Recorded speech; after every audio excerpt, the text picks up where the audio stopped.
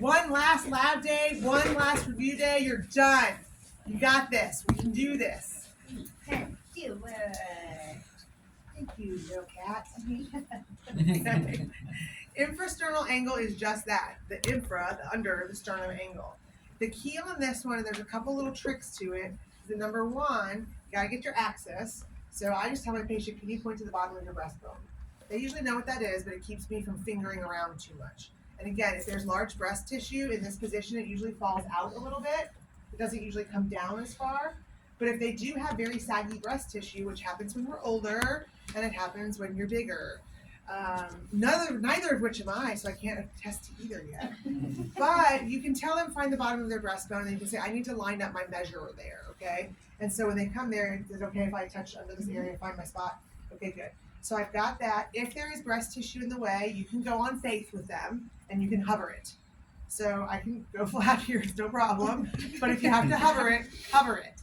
The key here is this. What does the rib cage do? Look at this. It comes down like this, and then it flares out like this. Don't line up here. You have to line up here.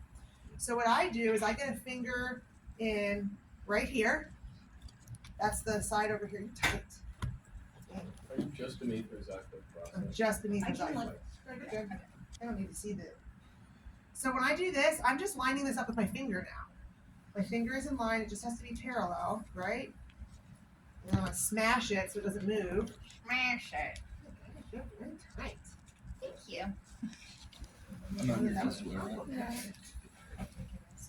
Well, tight abs, I guess you could. Okay. I Yeah, got you. there it is. Remember, tight doesn't mean strong. It does in cat's situation. Stop laughing! Sorry. You're ruining it. It's very hard to measure. Sad thought. So cat is only at about 48 degrees. Now I can confirm this. I'm like, that's really low. 90 is normal. Oh, So I'm gonna look at the, yeah. So I'm gonna look here, I'm gonna go, let me see if I'm right on that. So I'm gonna put a finger here and a finger here. That's not 90 degrees, right? 90 is gonna be like this. So she's got the tight infrasternal angle. So that can be, again, it could be tone from the abs, that's okay. But remember, a lot of tone in abs also means tightness in the abs too. So she's got some tightness in her abs. So that's how you measure it. It's a one and done. You measure it, you're done. And then as you guys do this with each other, I want you to think, how could you stretch this? We did a little bit of that early on. So just kind of think that through, okay? Can you roll onto your stomach for me? Mm-hmm. I'll move your antlers so you don't smash them.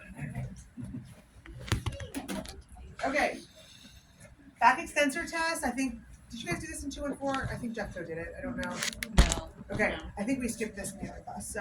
So what we're gonna do for this is we're measuring the strength of her rector spinae. So the first thing she's gonna do is a press up, because I have to see what her range is. Let's do a little demo here. Keep your hips down, just press up nice and slow. There. Past here, keep going. Her pelvis is coming up. Can you see that? I'm gonna have you do it one more time slow so people can.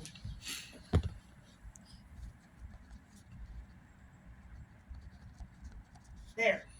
After this, she's starting to get a lift from her pelvis. So that's the end of her spinal extension range. Can you hop up a second? I want them to see. My spine is fused, so I want you to see the difference. Kat, can you snug this up for me? Yeah. Okay. After here, my pelvis lifts. Huge difference, right? So I can still get a 5 if I can get to here, because that's my available range. So, Kat has to do more work to get a 5 than I do. Right? So I just want you to see the difference. We've had people that come in here that can make an L with their back. They can arch up, and they're like these yogis and super flexible people that just whoosh. And then we've got people that have 0, like they can barely get their chest off.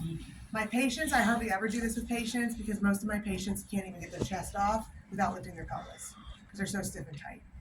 So, but we'll go ahead and do it anyway. So now I know her range. 5 is a full lift here. 4 is a full lift here.